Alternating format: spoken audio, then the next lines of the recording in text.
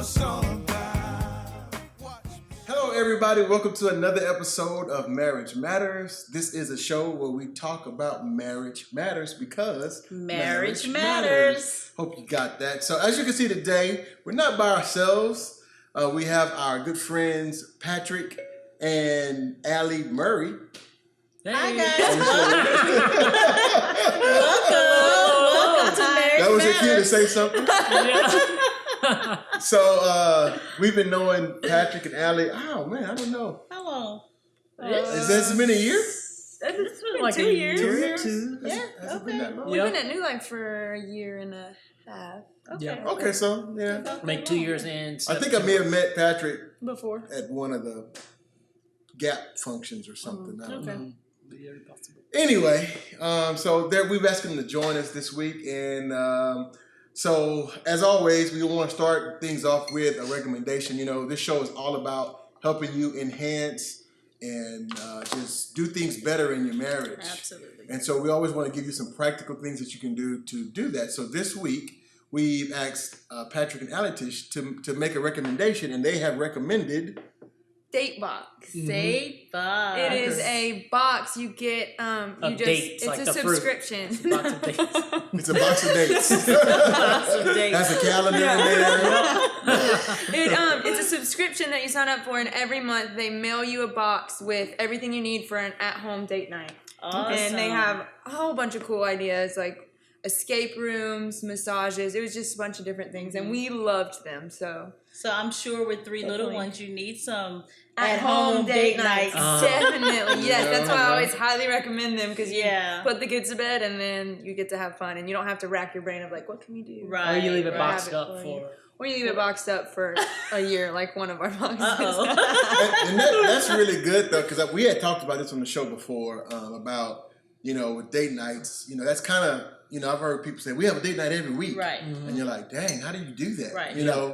Because as for I always say I look at the budget. It's like first of all, how am I going to fit that to the Yeah. budget, and then time. How I'm Right. going to fit that in, but we've discovered that date night doesn't have to be like a night out in tuxedo and gown. Right. Yes, Right. exactly. It can just be at home in front of the TV or Yes. just spending time together. So I guess Date Box is a great way to do that. So It is. how do you get a date box? How do you It's join? Or GetDateBox.com. Okay. The Datebox.com. website. I Okay. think. What we'll do is I'll Pretty put up sure. either a graphic or we'll Or put a in the link. show notes and a link or Yes. something like They that. may have just rebranded, so they might have changed their website. We'll have to check, but you just go to the website and that you can choose how you want. They even have like online ones now. Like you can get cool. e-dates, so it just like tells you what to do. I guess I haven't Okay. tried that one. We've only Okay. done the actual boxes, but Cool yeah. deal. Yeah, so guys, get Date Box. Get Try Date it out. Box. We will post. So we're how gonna you try can it. get it. We're gonna Yes, try we're it, gonna and try we're it, gonna let you know absolutely. how it goes. And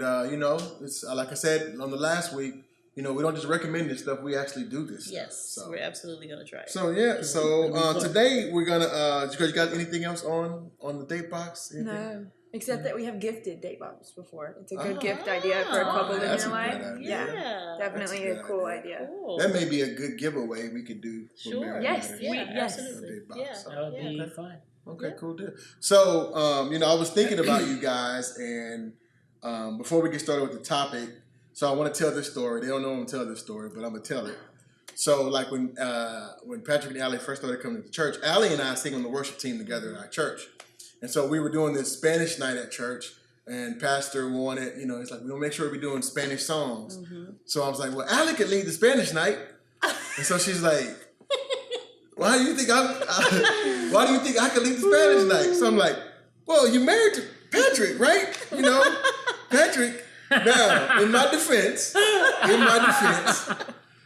they had just started going to the church, and Patrick, his first visible thing that Pastor had him do was this, a video from Honduras. And he's in Honduras, and he's talking, Right. and so I just automatically Not with an accent. Not with an accent. That's when they were working. Yeah, He was yeah, singing, well, yes. Yes. So, and it wasn't with an accent. It wasn't a Spanish song neither. It wasn't a Spanish song. You're But right. I just assumed that Patrick was, I don't know, Hispanic. He was Spanish Yes. speaking. Which, the funniest thing about that is that I speak Spanish. Oh, really? But I don't want Patrick to She get any says credit that, for but it. I've been asking her to teach me for years, and she hasn't taught me. I took Spanish from kindergarten through 11th grade. Like, I spoke it fluently. But it has nothing to do with this. You don't get any credit for my Spanish speaking. Well, so in other words, I was like, so he's not Hispanic? He was like, no. I was like, well, what is he? That's what everybody asks me. What is he? He's like mixed. Mixed. He's like, okay, he's like black and white. I'm like, Some stuff. I have some Indian in there too. Indian too? I Where? plan on doing ancestry DNA Okay. just to show. Cause see, Yeah, my he grandma has some and my Indian. papa on my white side are Indian. They have okay. some Okay. Indian. So okay, so I just Shout thought out that might was be a, coming That for is you. I just thought that was a hilarious. funny So, but story. listen, the spirit was speaking to you because she does speak I do Spanish, but speak- not yes. because of Patrick. But I was probably like, how'd he know? I Yeah, Right. I should have got on Pastor spirit. like, Prophet Holy Greek. Spirit The told Lord him has I told speak me that thou shalt speaketh in Spanish. That's a whole nother level right there. Yeah. So I thought that was a funny English. story. And I Right. just was like, I could cut your husband. You know? Yeah. How you gonna marry a Spanish guy? You don't speak Spanish. That's so I funny. don't know. Anyway, so We did struggle with communication in the beginning. okay, well maybe that's what I was picking up Not on. because I spoke Spanish. All right, so that's just a little funny story about the first interaction with these two. But tonight we want to talk about balance. We want to talk about balance. I think this is something that a lot of people struggle with because nowadays, in marriage or in life in general, you wear many hats. Yes. Mm-hmm. And so how do you make sure that you're giving adequate time to all of those hats? And so I know Patrick and Allie, you guys, first of all, you're married.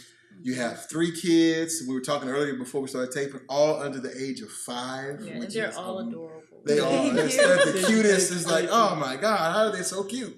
They should be like on a billboard something, advertising clothes or something. But Keep until they're hungry. And then do what? They're cute until they're hungry. Oh. But so it's like you got 3. I said 5 kids, Ooh. but it's 3 kids under the age of 5. Lord, you're gonna have to 5 help me. kids You're gonna have to help me, under the Lord. So and then you guys both in ministry. You both have your own businesses in addition to that. So I just want to talk about how do you keep your marriage going great? Are you giving the adequate time to your kids, business, all of the things? How do you do all of the things and still maintain your sanity? Because I think a lot of people struggle with a lot less than that. So I thought that you guys were a good couple to bring on. So let's just jump into it wherever you want to start. Okay. Well, for us, I know that when we originally got married and started thinking of just family in general. Okay, I'm sorry. I'm gonna stop. Go ahead. Before we go there, Yes. what? Let's talk about. Tell me about the the story. beginning. Yeah, Oh, let's do that. okay. How about that? And then we'll come back to it. Yes. So Patrick used to text me all the time. He messaged me on Facebook. He slid into the DMs. Oh, so we didn't have Not the DMs. D. I know we didn't have DMs. Or text. I'll make an e-course. I'll make He said something about I wish we could talk more or something. And I said, well, then talk Wait, to me more. so people how, watch this too. So how did you guys go to school together? Yes, we went to high school together. Okay. And so he messaged me saying, I wish we'd talk more. I said, well, talk to me more. And then he said, well, I get shy or nervous. And that's something. I said, that's cute. He said, cute enough to get your number? Oh, Before you laugh at me, Send him it'll your work. number. I sent him Make my it number. 7 years. But Nice. then he would text me all the time, and I just would not, I'm like, oh, I gave the boy my number, now he keeps texting me. He would text me weird stuff, though. He's like, say stuff about rubbing his feet, just random stuff. And I would just not respond, and so then he would triple text trying to be like, oh no, that was weird. Anyway, finally Lord. one day we were in choir together, we went on a choir field trip, and I guess I was like, maybe I'll give him the time of day, and then... You started See, what happened was she got saved then. Oh, she was able to. No. She gave her life to Jesus. Okay. Actually, my mom. So she was able to hear from the Lord. So my mom was really pushing for me to date Patrick, which obviously made me. Really? Which Mama made liked me, him already. Yes, which made Mom's me. always liked me. That made me more like, Mom. no, I don't want to date him because my mom's like, date him. My mom sends him to my house with frozen yogurt while I was at my house with another boy. So this guy knocks on my door, and I'm on the couch with another guy, and he just sits across the living room playing with my younger siblings while I'm on the couch with another guy. Oh yeah, and he was never gave up. He was I didn't think it was awkward he at didn't, all. He didn't even think it was weird. And You were fine? Me and the other guy are like, I was playing with one. I think I have- the two youngest siblings. my two youngest siblings were probably like 2 and 3 at the time, so he's just playing with my siblings, and me and this other guy are just like, I mean, I was eating my yogurt. Anyway, we went on a choir field trip, and I started like liking him, I guess, and 2 weeks later we were dating. Wow. Yeah. And how long ago was that? That was 7 years ago, because we've almost been married for 7 years, and we only dated for 9 months before we got married. So you guys got married right out of high school? Yeah, I was 17 and he was 19. Wow. Like, we graduated in May, he proposed on our senior trip, and we got married in September. Wow. Can I tell you that as a parent, I'm scared. Oh, my little brother is 16 right now. My little brother will be 17 next month, and I'm like, I got married at 17. Right. Oh my God. A different perspective, right? Yes, absolutely. I had moved out when I was 15, and just kind of moved with some family. Just kind of grew up fast. I guess you could say. Right. So like I was like kind of like I had messed up relationships and just a lot of stuff. So like I had this encounter really around 15 with God, and then kind of really like a big encounter with what now I know to be God at 17. That really kind of just like what am I doing with my life? So like one of the things that I got real passionate for was what was family. Not right off the bat, but like it was this thing of like what is my life going to mean when I'm dead? So like purpose started really stirring in me. So one of the things that I remember like I didn't wake up thinking Jesus right off the bat. I was thinking like how to encounter or how to change the world. Right. So I remember Googling like ways to change the world. Come on. And then long story short, it ended up leading to this thing of me like rededicating my life, and this guy that I used to cuss out, that used to invite me to youth group all the time. Like I found him, and just kind of like this whole kind of cycle, and really, so one of the things, like, because I would always backslide, I guess you say, just wouldn't live this life, But then I never wanted to be fake, so like I would run from church. I was like, okay, like this isn't working for me. Like something's broken. So, but one of the things that I knew, I would pray for 3 things. One of them, I don't remember what it was, but it was, another one was like something simple. I think as a family member to get like a job. Like I'd always pray that. That was just heavy on my heart. And then the other one was like that girl that I could just be friends with. That not a relationship. Like I just wanted to be friends with the opposite sex. And so then ended up, I remember we were hanging out and like really wanted to date her, but I remember like I would go back to my home and like I would like write prayers. I would pray for her husband just because like I wanted to protect my heart, because like I really liked her. Oh, so you were praying just for her husband? I was praying for her. Okay. Yeah, and so like I was just like every day, or every night, just kind of just write down these prayers, and then I don't think I told you this, but your mom used to tell me that she like talked about me and that she liked me. Did I ever say that? I don't know if my mom is telling the truth. Well, she said that you came. She might have been. I mean, there was 2 weeks when I decided I liked you, and then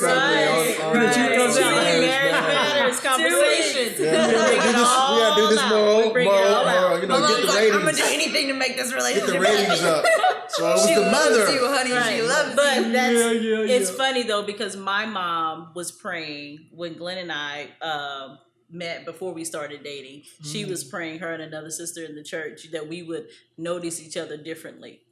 Oh, cool. Yeah, so that's pretty cool. Moms know, they know some stuff. They do. There was only one other guy she wanted me to marry, and he would have been a good one. Not this good though, but he would have been good. All right, so you guys married 7 years. Okay. Almost 7. September will be 7. Okay. 7 years. I thought it was 5. I'm joking. Oh, So 7 years, 3 kids, business, ministry. and everything else you're doing. So now let's pick back up. Okay, yeah. So when we originally got married, we knew, this marriage isn't gonna look like a normal marriage. But something that I had seen growing up was I watched families fall apart in the name of ministry. I watched people who just served their church so much that their family was just left in shambles and falling apart. And it was just the saddest thing to watch. And I grew up close to the kids in those homes and things like that. So I knew inside of it, I knew all the hurt that was happening. And so we knew from the beginning, that was not what it was going to look like for us. That we absolutely will always be in ministry. We absolutely will serve God. We will serve in the church. We will do things for the Lord forever. But we will never put ministry, God, yes, comes first, but ministry will not come before our family and our marriage. And so I think knowing that right off the bat obviously helped, because we didn't have to figure that out along the way that happens. And so so much so to the extent that when it did start to happen, he left the job that it was happening at. He stepped down from that job because we realized it was affecting our family. It was, and that the place that we were at wasn't willing to do shift like they had previously said they would. And so he took it seriously enough that where he stepped down from that job. So just knowing that ahead of time, and then also with parenting, we've always been very intentional with parenting. We know that our highest ministry is marriage and parenting. That's always going to be our first ministry. And so just constantly seeking God in parenting, constantly looking to people that we look up to that have, a platform in with parenting things. So I don't know. I guess we just use tools. We take advice. We've taken advice that we've gotten from the beginning and used it. That's good. Instead of having to watch our family fall apart first, or watch our children struggle and need us first. We've just been there instead, taking that advice from people. That's really good. I think it's one of those things that really within if you're not investing in it, then if it's not growing, it's dying. So it's this thing of whether it's your finances, whether it's your emotional, your EQ, your emotional intelligence, whatever, your family, your friendships, your relationships, your job, your businesses. If you're not investing it, and if you're not investing in it, if it's not growing, then it's dying. But even the point to I heard somebody say this, they were asking him about balance. Excuse me, and he said that he never missed the same thing twice. So it's not okay, I have this a little bit and this a little bit, because seasons change, and one of the practical things, or more practical things I would say, is really that helped us is really kind of hearing God. I know I'm kind of rambling. I'll go back to even before, with Allie, when we were entertaining the thought of marriage. I said, I don't know what this is going to look like, because I knew I had this burning. One of the things I would always pray is God, what's my passion? Why did you create me? Why did you create? Because I knew I had the world changing thing in me, but I was okay, what did you create me for? And I just had this purpose. So I was actually entertaining the thought Navy SEALs until they told me it was cold water. Not just water, but cold water. I wasn't there yet. So I said, okay. So I was talking with a Marine recruiter, but still, asked this thing purpose. So then God started to reveal to me as far as pastor and teaching and traveling and teaching. So then, I had that, this thing was birthing, asked him to confirm it, because I didn't want to catch a hold of somebody else's passion. Well, then, so now entertaining marriage, and just as we were dating, and I remember telling you on the bed, I was I don't know what this is going to look like, but one of the things that I do know is that we're gonna go after God.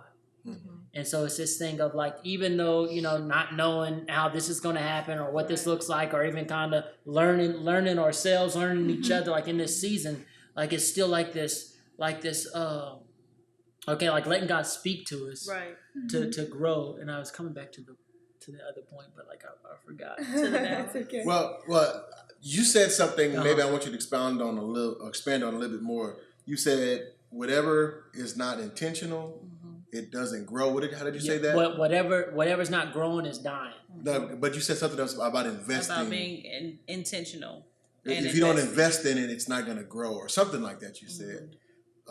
Anyway, what does that look like for you guys are, some practical things, as far as, how do you intentionally grow or invest in your kids, into your marriage?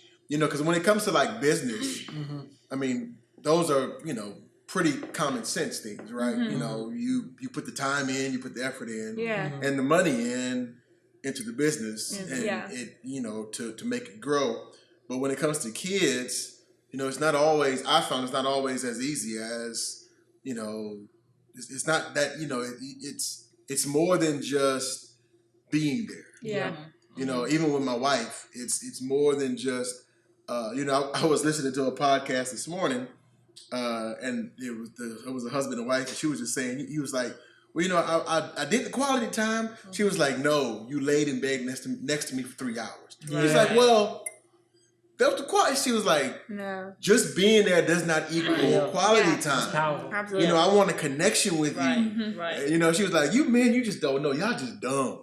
Y'all just dumb. Yeah. But so what does that look like as far as investing, into your marriage, investing into your kids, and even, going into business and ministry? What does that practically look like? Yeah. Can I go on that first? Yeah. I think two things that are really help is decisions and season moments, because our decisions declare our value. So what we, in just simple decisions like sitting there, you decide to not move around, be on your phone, be absent, but you just sitting there, that declares your value. And then the second thing is seizing the moment. So like for example, let's say we're having a spiritual time, or one thing in personal life. Like I love talking about like spiritual things. Like it's my love language. It is. But like I realize like that's not everybody else. So specifically, like I'm not gonna like try to force something on Allie. I mean, anyway, but like try to force something on Allie and like try to pull her in this conversation if it's not there. So like one of the things that I do as far as marriage is like seize that moment, like kinda okay, she's asking this question or whatever the case might be, or even the opposite, like if she's like sharing something, and like I feel like we grow over it by the more we do it, but and the more we just kind of seize the moment, literally, like. But if she's sharing something with her heart, and I'm saying, okay, like just stopping and seizing that moment. So I think over time, when we make decisions, and over time when we seize moments like that, it builds this I guess kind of more momentum or what's the word I could use? Kind of like the love gauge just goes up. Okay, I guess you could say. Tanya uses love tank. Love tank, okay, yeah. Love tank. Love tank gets full. Yeah. So I just, I know for me, one thing I've been focusing on lately is that no one else is going to set boundaries for your family. Yeah. You have to set your That's boundaries good. for That's your family. so good. So if you want to be able to invest in your kids, if you want to be able to invest in your family, you have to set those boundaries, even if, the other people involved, the people around you might be saying, no, like you need to be here, you need to do this. No, it's my job to set my boundaries for my family. And so that's just a main thing that we've intentionally been working on. It's definitely about intentionality for me. Yes, absolutely. Especially with marriage or parenting. I know for us, a main thing is just taking advantage of even the little moments, like stopping in the kitchen just for a hug, just a true hug that you can, like where you're like, sometimes I'll be like, okay, stop trying, like he'll like do a hug and try to keep going, and I'm like, no, I need you to stop. But you're really good at that, by the way. You're really good. Right. I call those touch points, that we all have to create touch points intentionally on purpose. Or those date nights all the time. I mean, like for us, we don't do a lot of money like out date nights, because that is the date and the babysitter and all the all so the for things. us, it's never felt like we were lacking in that area, because every night after the kids are asleep, we have that time. We're meeting up. It's never, I feel like all those moments like that, when you're intentional in the small moments, in the any moment that you have, it's your life is a date night. Kind of. That's good. Yeah. That's very good. And then just with our kids, so with my business, I've got a sewing business, and I also have another business now. And so I'm trying to run two businesses, take care of the house, be a wife, all these things. But when it comes down to it, my sewing can wait. The other things can wait. If my kids clearly emotionally need me, if they actually need me. You know, those things I can choose to put first. Right. It's right. goes back to the boundaries. I can set boundaries with my businesses, with my everything on the outside, and say, you don't get to cross this line because I need to put my kids first here. I need to put my marriage first here. Right. And I also, like, when we are putting each other first, it's easy. I mean, not first, second to God. That's implied. Yeah. Right. Gotta say it for the ones. I feel like it's pulls us into, like, brings our kids into it. You know what I mean?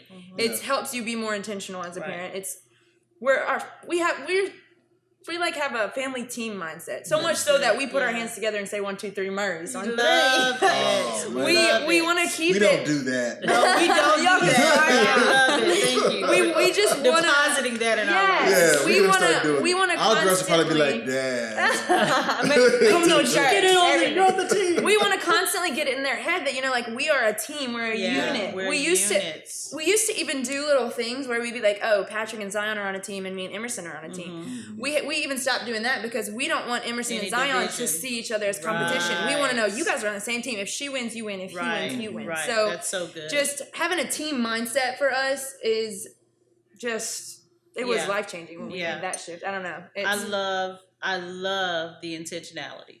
That everything that you guys are talking about that you do, you're doing it on purpose. And it's thought out, it's planned, and this is what we need to do for our family. Exactly. And this is what we need to do for our marriage. And what I think a lot of times we don't realize is in the marriage unit, when kids see their parents so connected, it gives them such security. It gives them, that no matter what may go on in my life and outside of this home, I know that I have roots and I have grounds and I have support, and that my parents are there. And so I have something to fall on, and I have people that are going to push me, and they're going to do it as a unit. It creates a completely different environment, especially as they get older, that their confidence is different, their goals, all of that kind of stuff.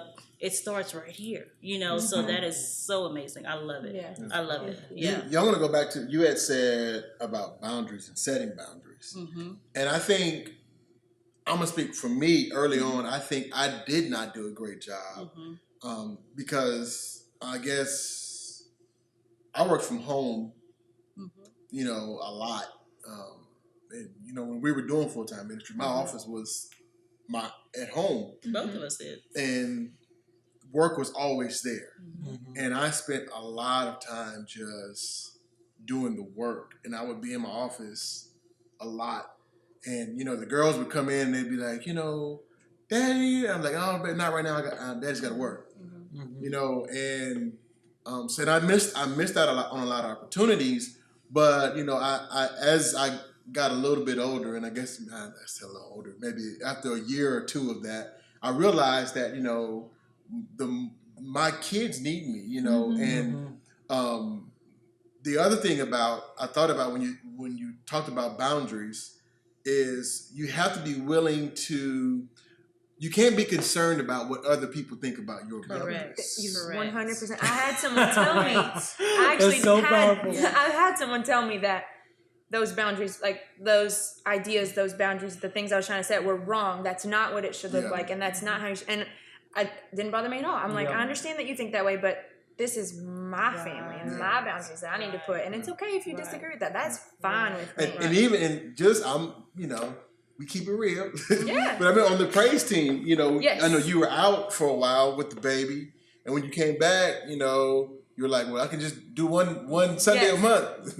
And it was like, one Sunday, Yeah, and you were just like, okay, well, then I just won't sing anymore. And I was like, wow, that's pretty powerful. Right. Because it's like, and it shows how much you value. Yeah. It's where your treasure is, that's where your heart will be. Yes, exactly. And your treasure, most people don't know this, but a big treasure is time. I've heard it said that, I think Pastor Norman may have said it, if you want to know what's important to a man, you look at his calendar and you look at his checkbook. And those two things will tell you everything you need to know about that person, because where you you spend your time and you spend your money is what you value. And I just thought that was pretty amazing. Yeah. But like I said, I've learned that you can't be concerned. These are the boundaries I believe that God has set for me and my family, and this is the time that I have set aside for my family. Yes, and exactly. if you can't get with that, then you really you don't value me. Correct. If you can't Correct. if you can't go along with the boundaries that I've set, Right. you're asking me to cross a line that I've set for That myself, I have set and that's I'm not gonna fair cross. for me. Yeah, exactly. And so I think that's really good and that's really amazing. I think more, even in the marriage, in your marriage, there's some boundaries. I think that and we did an episode we called it Fences, Right. and knowing how to where to put up those fences, with family members or with your job or your friends or whatever it is, you have to have those in place because and Tanya, she would tell me in so many words, she would say, people will do to you what you allow them to. They'll pull on you until there's nothing left. And that's what was happening for me is I had nothing left to give because I was giving it all, I would go to the ends of the earth for everybody else, but when it came to my family, it's like they get the leftovers. They get the exhausted you, they get the tired you, which yields frustration and all of these things in the home, and that's not what you want to manifest to your family. Or to even teach your kids that that's what it should be. Right. Exactly. And that's you won't have balance if you don't have boundaries. Exactly. Like you can't keep them balanced if if each area. That is so good. Yes, if any area doesn't have the right boundaries. That's like a meditative right. I mean, but if any area doesn't have the right boundaries, then it will get out of balance. Right. And so, but working from home especially is hard because when your work is away, you can leave it at work and come home. But like I work from my sewing is from home and I'm self-employed. Both of those you're already at home, so it is easy to get to where it's like there's nothing to leave at work because you work from home. So I get that, but you gotta have balance to have boundaries to have balance. I think one of the things for me personally was setting strong boundaries, like because even like in past seasons and just constantly growing in this is like this thing like kind of spiritual or under the God thing, like it's this you have to take ownership of your relationship. Sure. And it's ownership of the boundaries. Like, hey, this like I trust my relationship with God. Sure. Like I trust that I hear His voice. I trust if I'm wrong, like I understand like I can be wrong in this area, but I trust His voice enough that He'll catch me. Like he'll correct me. Right. So it's this thing of like taking ownership of that relationship with Him, but also this knowing like the ultimate goal. So God is a generational thinker. Come on. So He's we think of like, immediate and like, this and this and this. And like sometimes like take on this Messiah complex that, you're called to save the world. Right. So and then we bring the leftovers to our family. Right. So not sacrificing, the most important ministry,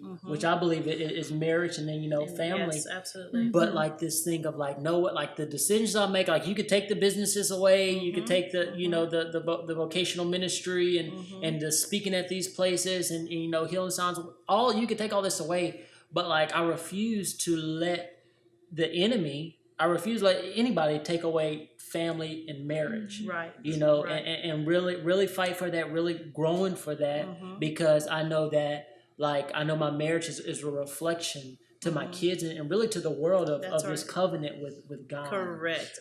There's a scripture that says, "What profit a man to gain the whole wide world and lose his soul?" Well, I'm not. I guess I shouldn't be tweaking scripture, but I always say, "What profit a man to gain the whole wide world and lose his family?" Yeah. You're out here saving the whole world. Yeah. And there's a guy I listen to all the time. He would talk about how when they would go to church, his people would say, "Man, it must be great married to this guy. He's such a nice guy, and he's so great, and he's so giving, and he's so loving." Yeah. And it's like his wife would be thinking, "I don't know who you're talking about." Yeah. Because you know what I'm saying? Who's that? Because that's how he was with everybody else. But when he came home, it was just, and so that's one thing that I never want to be. Is like to give my best to everybody else. Yeah. Yes. And I, like I said, I'll admit, early on, especially when it came to ministry, I mean, it was everything we did was ministry, Yes. everything. And I mean, don't get me wrong. I'm not saying that we would bring our kids with us, but there still has to be you have to have that that quality quality time. time. Exactly. You have to have conversation. You have to just be playful, love each other. You know what I mean? You just Yeah, and I had to learn that I am not what I do. I am who God. I'm who. So it's like I can't let my value is not tied up in that position. Or your performance. that performance is not, and it's based on, you said it. It's about relationship. And you know, I heard it was Bill Johnson who said, because you know I used to have this hierarchy. It's like there's God, there's my wife, then there's my kids, and everything else comes after that. And I heard Bill Johnson said that God told him God says if I'm first, then there are no seconds, because He'll make sure that, you know, like you said, just listening to Him, He tells me you need to spend more time with, you know, with your kids, or you know, I know like you know, with my youngest Bailey, you know, she is like she can talk. Most people don't believe me when I say that, because she's always so quiet. Yeah, I was just saying. Wait to get her started. But I had this bad habit of, you know, she'd be talking, and it's like I'd be listening to her, but I wasn't really listening to her. And it's like the Holy Spirit just convicted me, and I'd be like, that's not fair to her. You know, she needs to know that, you know, that you hear what that's being intentional. And that's invested. So I really, now I stop what I'm doing to really be intentional about listening. And when I listen to her, it's like, man, this kid has some pretty good ideas. Oh, she's so smart. You know, and she, the way she thinks, and she's so creative. So it's just great. Yeah. That's awesome. And I think, you know, we've seen, being that we didn't start out like you guys were intentional about, you know, how you balanced your family, not knowing, you know, since we kind of readjusted, you know, our lives a little bit, we're seeing the relationships with our kids, and the, you know, as even at 14 and 12, like they want to be with their mommy and dad. That's powerful. You know, and I mean, Bethany's 14 and she will come and like bear hug me and just all over me, you know, and powerful. like at 14, you know, I've been in classrooms and I've been around families and people, and not very many 14-year-olds are still doing that, you know, so it's really a blessing. And I think we have to learn as adults the importance of building relationships with our children. And I believe that's how we learn and understand their bent and what they're gifted and purposed to do, so that we can start. Don't say do something else other than bent. I know. That's what I was saying. Will you leave me alone and let me finish talking? My bad. So as you can see, you know, she doesn't like me to cut her off. So that's I'm working on it. Did I not define the word? I was just saying. I was about to say. I was about to say. So he's saying good job, because I was about to Thank you, Allie. and you did it yourself. Thank you, Allie. Anyway, go ahead and finish what you were saying. No, anyhow. But yeah, so that's important. Yeah, that thing. Oh, sorry. No, go ahead. No, what I've noticed in marriage and parenthood, it's like the more I learn about how to handle things here, the more it helps me handle things here, like to my kids. So like when, for me and Patrick, we struggled so much with communication to the point that he would be getting ready to go somewhere and never have told me we had somewhere to go.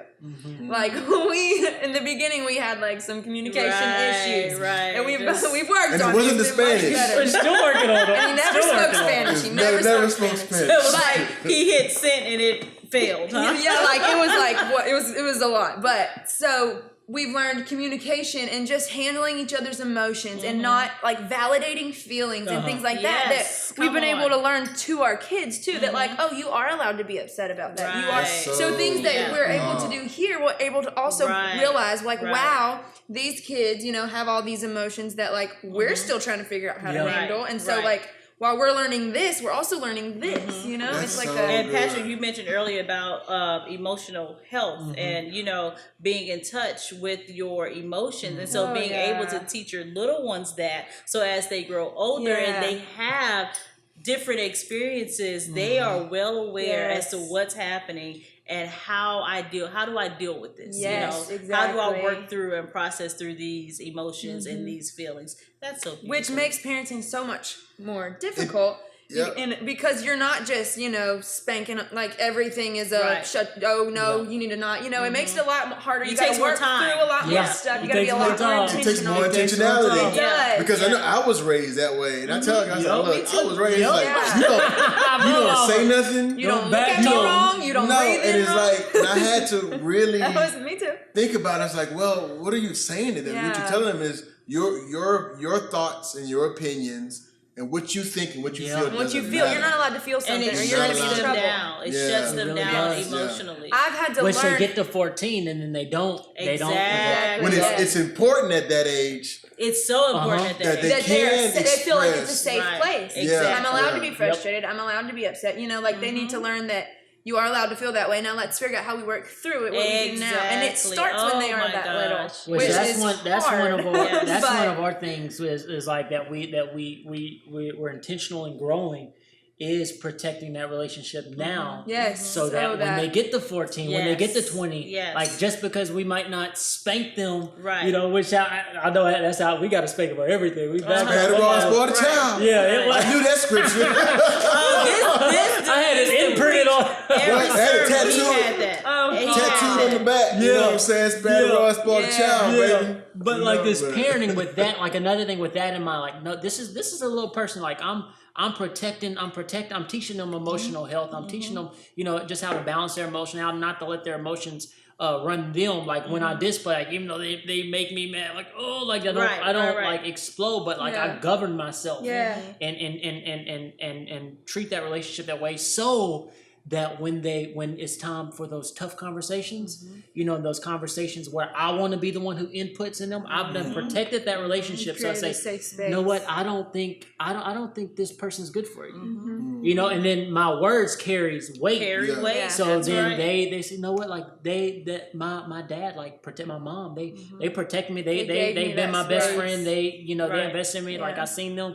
And I could trust their voice in my life. And in the same way that if I explode on Patrick for something, or if I do something that like he deserves an apology, I'm going to go back and apologize later. Same with my kids. If I'm exploding on you and I'm not handling it like I know I should have handled it, even though that might look like how I grew up, they handled it that way. I never got an apology. I know I was not the adult in that situation. We were both children in that situation. So I do owe you an apology for how I handled that. Exactly. That's so good. This place is like you're always growing. Same to here. her and to my kids. Yeah. I know, because again, going back to the way I was raised, that's it, and I mean, my parents did what they knew. Right. Exactly.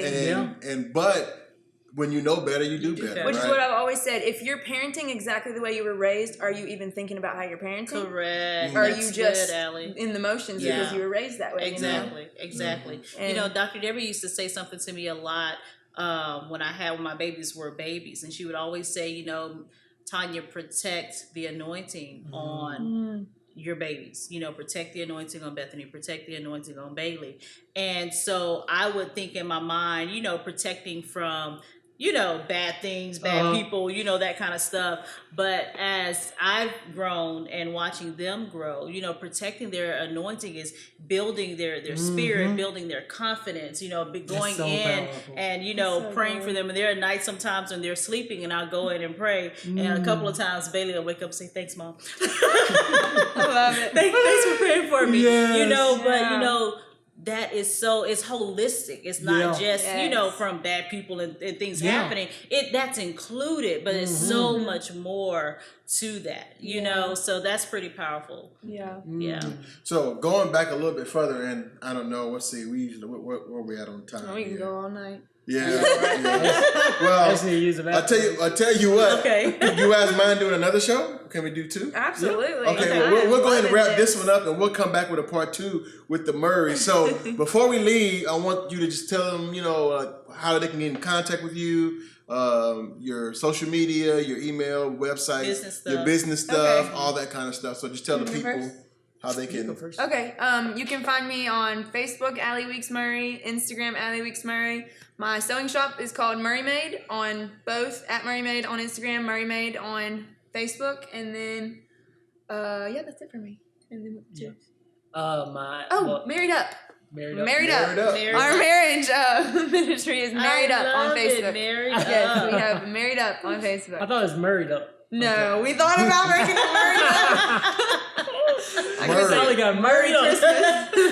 Never mind. You can find me on Facebook as Patrick V Murray, and on Instagram CYAMS34.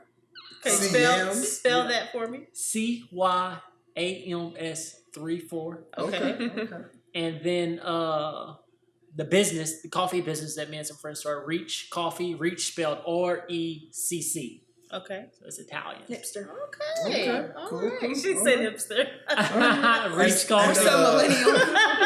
As always, you can reach out to us at info@marriagematterstous.com with your questions, comments, show topics, whatever, critiques, whatever. And always, remember to like the Facebook page, share the Facebook page, share this video, subscribe to the YouTube channel.